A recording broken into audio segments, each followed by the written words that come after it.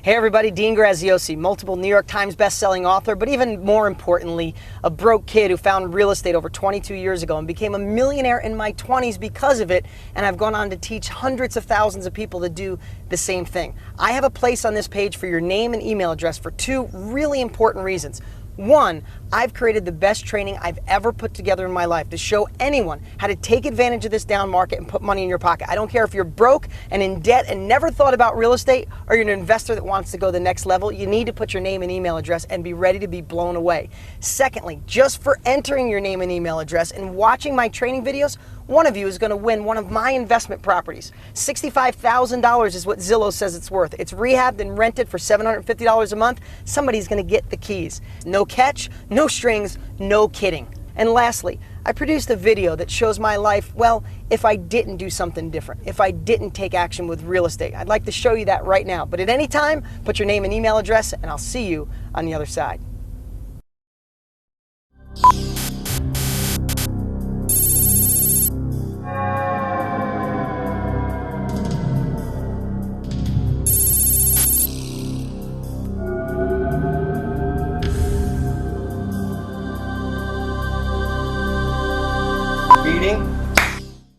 Is this thing on? Are we ready? Yeah, I guess I'm getting paid $100 for some alternative lifeline or something. Hey, I could use the $100. You know, they want me to tell my story real fast. I mean, it starts pretty much in 7th grade. I was in, special reading. Mrs. Thompson, she used to call me dumb pretty much every day, but they weren't so smart back then on dyslexia, and she thought I was dumb. Maybe I was, I don't know. But, in the early 90s, I think I had a shot to really do something different and maybe not be a mechanic. Not that being a mechanic's bad. I was going to get into real estate because I saw all the people in my little town with money were in real estate. So I got excited, but then my sister, who I trust, she sat me down and she said, Dean, stop being a dreamer, stick with what you know. But I'm a little stubborn, so I went and got a book anyway. And I started reading. I was pretty excited about real estate, but then my dad saw the book and he sat me down. It was pretty similar, except he said, those people started with money and probably a college education, and you don't have money. You can't do it. But I have to tell you, I was still a little bit on the fence, but then I saw all the news. We were in a down real estate market. I mean, you look at, I kept this through the years. This is an actual New York Times from the early 90s. It said, big slide in housing prices, latest worry on Wall Street. And they were all over the headlines. So that's when I decided to stick with what I knew. Life's not that bad.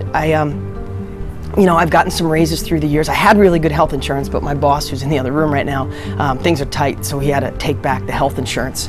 My wife and I got a nice little house. I mean, I probably have 100 years worth of payments on it, but it's okay. I think some of the things I might regret is that, I just thought there was more for me after school. I really thought I could be something. And, I hate the stress and worry about the bills. There's never enough, and me and my wife fight about it. And, a couple even deeper things is I have 2 little kids, a 4 and a 2-year-old, and I hope I could figure out a way to get them to college. I know I'm not going to have the money, and the other thing too is my parents. Like, neither one of them saved up money for retirement, and they're really struggling. And I always wish I had that extra money to get them going.